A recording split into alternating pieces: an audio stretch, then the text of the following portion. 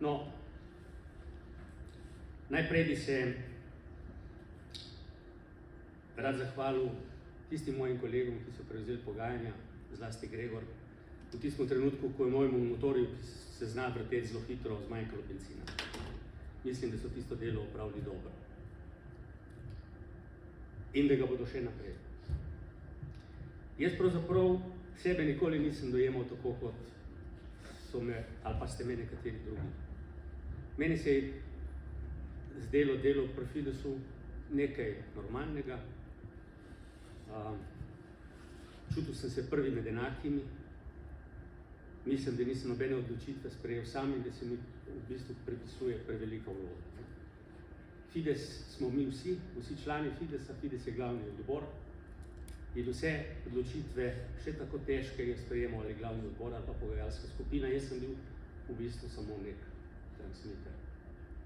Ko zdaj sem gledal to film in stvari, ki so se dogajale, moram reči, da se zgodovina ponavlja, da kot država nismo kamor prišli, oziroma nekam smo šli. Mislim, da pred 2 mandati tu sem rekel, da se je naše letalo slovenske države obrnilo in leti nazaj, odkud je prišlo. In dejansko je tako. Nažalost. Z veliko žalostjo moramo vsi ugotoviti vsak dan, kaj se z našim zdravstvom dogaja. In da kažejo s prsti na zdravnike, ki dejansko smo bili vedno zagovorniki ne državnega, javnega zdravstva, zagovorniki razvoja. Bili smo zelo kritični do politike, do menedžmenta, očitno upravičeni.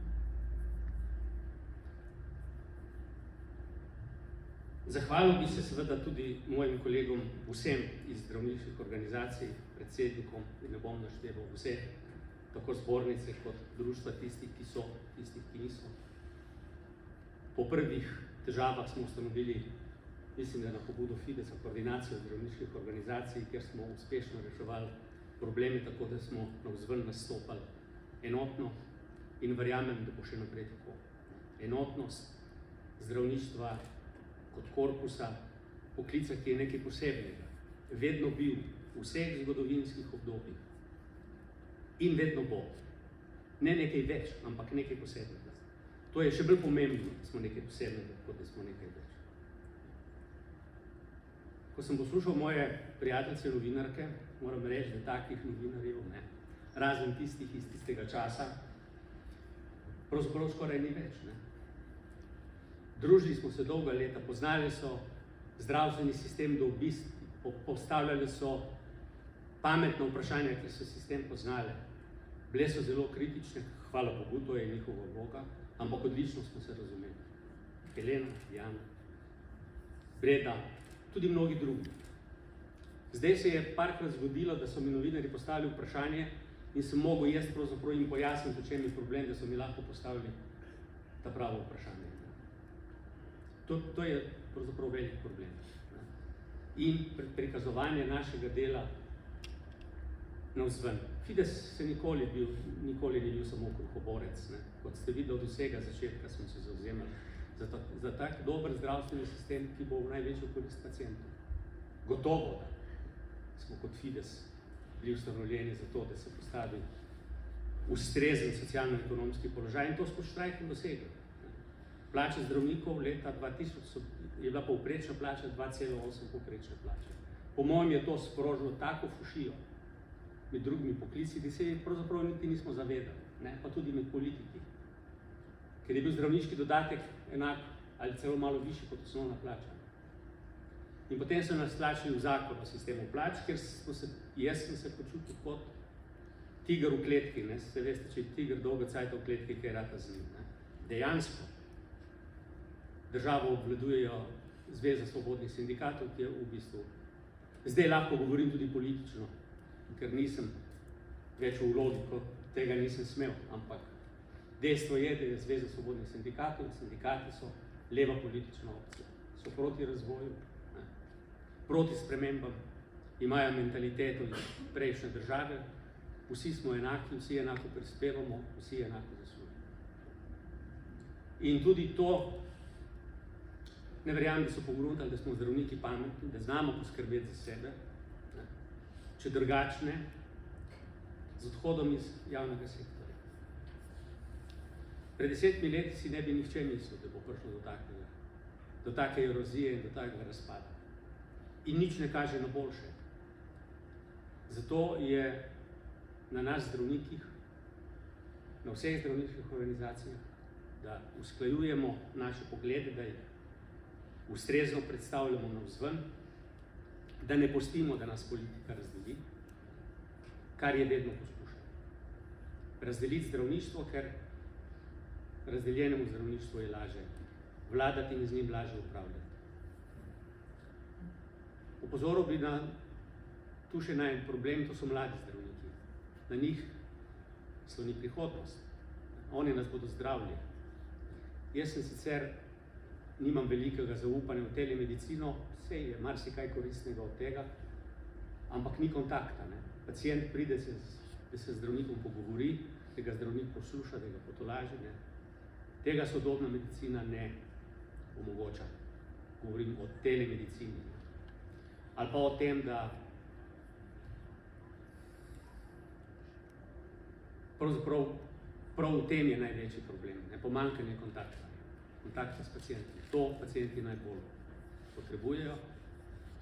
In kontakta tudi ne more biti, če je zdravnikov premalo, ne? Če se kršijo standardi in normativi, če se dela preveč, ogrožamo sebe in ogrožamo paciente. Pravzaprav smo tam, kjer smo bili pred 30 leti, ko smo začeli. Ne? To me v bistvu žalosti. Ne? Morda smo si preveč obetali, zlasti jaz sem verjel v državo, verjel sem, da bo politika služila narodu, ne sebi. Dogaja se ravno obratno. In še ena grenka misel, največ škode so nam naredili naši kolegi. Ko nekateri kolegi pridejo na položaj, pozabijo na Hipokratovo zaprisego, pozabijo, kje so začeli, kako so delali, ne? In nekateri slepo, brezkompromisno izpolnjujejo politične ukaze, ki jih dobijo, in s tem si upajo še trditi, da so pravzaprav zdravniki, da jim je politika samo tako nekaj. Ni res. Skoraj nobeden zdravnik, ki je postal politik, ni ostal zdravnik. Zlasti potem, kaj so nekateri naredili, koliko škode so naredili, tako zdravništvu, kakor zdravstvenemu sistemu. Ampak ker Fides pomeni upanje, ne, pomoč, veselje, ne bomo črnogledi, bomo optimistični še naprej. Verjamem, da se bo nova garnitura Fidesa krepko zagrizla v problem. Dočakal sem, da so tisti največji zagovorniki enotnega plačnega sistema priznali, da je pase, ne? Da ni nič vreden, mi smo to govorili. Od trenutka, ko je ta plačni sistem začel nastajati, preden je nastal, med tem, ko je nastajal in potem, ves čas. Ampak v zadnjih 10 letih je bila politika za ohranitev enotnega plačnega sistema pripravljena žrtvovati zdravstveni sistem in uspelo jim je. Uspelo jim je. In potem so zdaj pogruntali, da pač ta plačni sistem ni dober, da ga je treba nadomestiti s temi stebri, v katere polagamo verjetno vsi veliko upanja, ampak treba je biti previden. Jaz sem mislil, ko je prejšnja vlada Šarčeva nastopila, sploh nisem mogel verjeti, ko sem gledal poročila, Šarc najprej kandidiral za predsednika vlade, nek glumač, ki so mu skozi prste gledali, zgleda na fakulteti, da je sploh naredil, ne, delal se je norca z žensk, ne. Potem kandidiral za predsednika vlade in je skoraj zmagal. Jaz sem mislil, da živim na drugem svetu.